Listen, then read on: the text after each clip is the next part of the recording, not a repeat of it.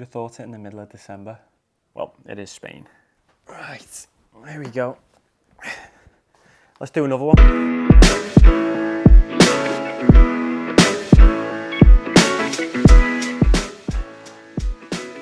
Let's get focused. Okay, so welcome back to another video. Unfortunately, I didn't get my weekly video out that I promised last week. Everyone in the house got ill. It was horrible. And then I was straight into this training camp in Spain, which is for the next road season now, 2023. So this week's all going to be about, shooting content and collecting assets for the rest of the season. So it's pretty important that we're here and doing this. I can't share too much with you, unfortunately, because mum's the word at the minute. So we're in sunny Spain near Girona. I want to bring you a quick, easy video. I'm going to try and keep it short, and this one's just 3 ways you can improve your videos. Tip 1.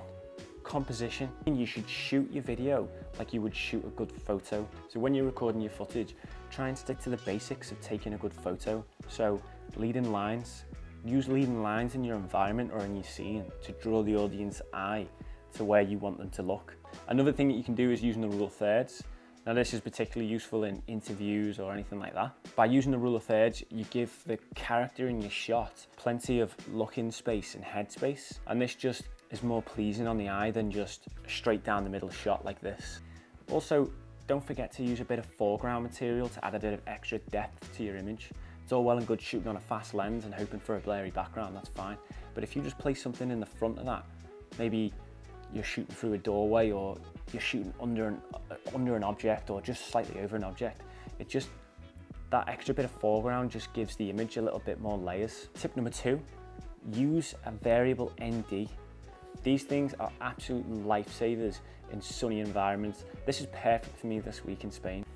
A variable ND is basically a pair of sunglasses for your camera. You've probably heard that 1,000 times on YouTube, but there's no truer way to put it.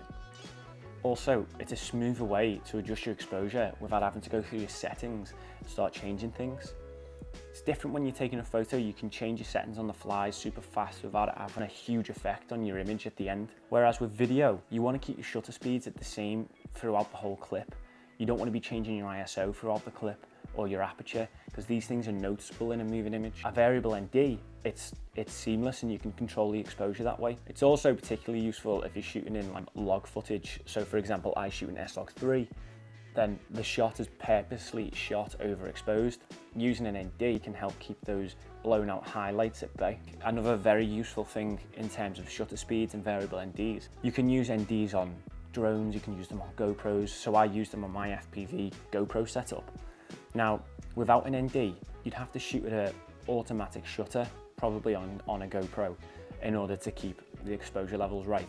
Now that's fine if you're planning on slowing down the footage or speeding it up and you're shooting at a high frame rate and a high shutter speed, that works perfectly well. But if you whack an ND on a sunny day and fly, fast, or you've got a GoPro on a bike riding fast or in the side of a car, then you're going to get what we all know and love, that natural motion blur, which instantly improves your footage. Tip number 3, get a second camera angle. When you're shooting interviews or long form content, it's always nice to have a second camera angle.